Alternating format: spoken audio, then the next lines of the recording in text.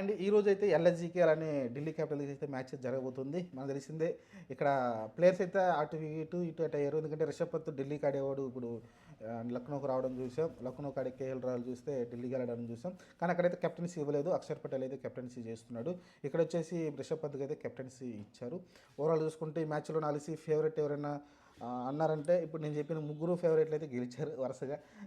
దీంట్లో వచ్చేసి తెలిసి ఢిల్లీ మంచిగా కనిపిస్తుంది నాకైతే. మీరు చూసుకుంటే స్టార్టింగ్లో మీకు జాక్ మెకర్ కావచ్చు, లేకుంటే డూప్లిసిస్ కావచ్చు, అభిషేక్ పొరళ్ళు, ఆ తర్వాత మీకు కేఎల్ రాహుల్ కావచ్చు, ఆ తర్వాత మీరు చూసి స్టబ్స్ కావచ్చు, ఈ బ్యాటింగ్ లైన్ అశుతోష్ శర్మ కూడా కావచ్చు, వీళ్ళందరూ చూసుకుంటే మీకు ఒక మంచి బ్యాటింగ్ లైనప్ అయితే మనకు కనిపిస్తూ ఉంది.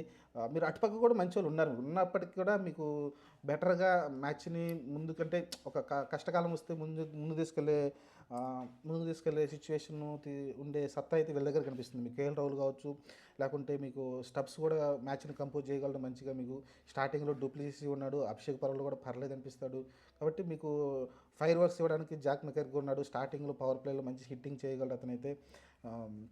ఓవరాల్ చూసుకుంటే మీకు మంచి టీం అయితే కనిపిస్తుంది. అలానే మీకు బౌలింగ్ చూసుకుంటే మిచెల్ స్టార్క్ కావచ్చు, కుల్దీప్ యాదవ్ కావచ్చు, మీకు ముఖేష్ కుమార్, నటరాజన్. అసలు ఈ బౌలింగ్ లైనప్ చూసారు కదా మీరు. ముఖేష్ కుమార్, నటరాజన్, స్టార్క్ మీకు అసలు కనిపిస్తుంది కదా. ఎక్స్ట్రాడినరీ నట్టు యార్కర్స్ మామూలుగా వేయడు. అలానే స్టార్క్ కూడా యార్కర్స్ మంచిగా వేస్తాడు. ముఖేష్ కుమార్ స్లో రన్స్, మంచి వెరైటీస్ అయితే తన దగ్గర కనిపిస్తూ ఉంటాయి. మీరు చూసుకుంటే కుల్దీప్ యాదవ్ మంచి స్పిన్నర్ అయితే కనిపిస్తూ ఉన్నాడు. చూద్దాం మరి. ప్రస్తుతానికైతే నాకు మంచి బౌలింగ్లోనూ అలానే బ్యాటింగ్లోనూ మంచి క్లారిటీ తోటి టీం అయితే కనిపిస్తూ ఉంది మనకైతే. ఢిల్లీ టీము నాకు అందుకనే ఢిల్లీ ఫేవరెట్గా కనిపిస్తుంది ఈరోజు మ్యాచ్లో అయితే. ఇటుపక్క చూసుకుంటే మీకు ఉన్నారు కానీ మిచెల్ మార్స్ కావచ్చు, రిషబ్ పంత్, నికోలస్ పూరన్, ఆయుష్ బదని, డేవిడ్ మిల్లర్, వీళ్ళందరూ కూడా అబ్దుల్ సమద్, వీళ్ళందరూ కూడా మీకు హిట్టర్స్ లాగా కనిపిస్తున్నారు. కానీ మ్యాచ్ని కొంచెం నిలబెట్టి అంటే ఒక యాంకర్ రోల్ నిన్న రచిన్ రవిచంద్ర ఎలా ఆడాడు అలా యాంకర్ రోల్ పోషించే వ్యక్తులు అయితే నాకు కనిపించట్లా. అలానే అనుకున్నట్టు మరి అగ్రెసివ్గా ఎస్ఆర్హెచ్ టీం లాగా మీకు మంచి టైమింగ్ ఉన్న బ్యాట్స్మన్ అంటే కాదు. అడపదడప ఆడుతుంటారు తప్ప రిషబ్ పంత్ అంత ఫామ్లో T20లో మీరు చూసుకుంటే. ఆ తర్వాత నికోలస్ పూరన్ కూడా అంతంత మాత్రమే. ఒక రోజు ఆడతాడు, ఒక రోజు ఆడు, అంత కాదు. ఆయుష్ బదన్ అయితే మంచిగా ఆడుతున్నాడు. అతను ఒక్క ప్లేయర్ మటుకు మనకు మిడిల్ ఆర్డర్లో మనకు మంచిగా కనిపిస్తున్నాడు. డేవిడ్ మిల్లర్ చూడాలి మరి ఎంతవరకు ఆయన ప్రదర్శన ఉంటుంది అనేది. మరి అబ్దుల్ సమద్ ఆల్రెడీ ఎస్ఆర్హెచ్ తరపున అంత బాగా ఆయన ఆడాడు చూసాం మనం.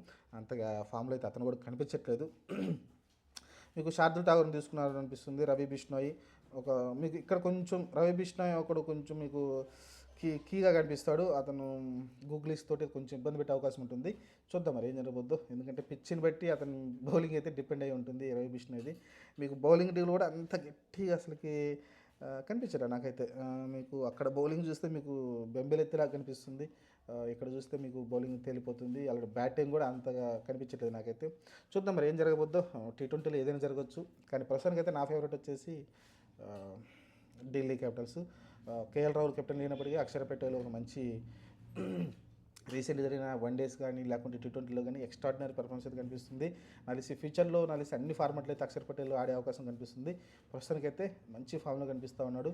అలానే టీం కూడా మంచిగా ఉంది. అతని చుట్టూరు మీకు టీం చూసుకుంటే ఎక్స్ట్రాడినరీ ఉంది కాబట్టి ఎక్కువ గెలిచే ఛాన్సెస్ నాకు తెలిసి ఢిల్లీకే ఉంది. మరి మీరే ఉన్నారు కాంపిటీషన్లో పెట్టండి. మీ ఫేవరెట్ టీం ఏదో.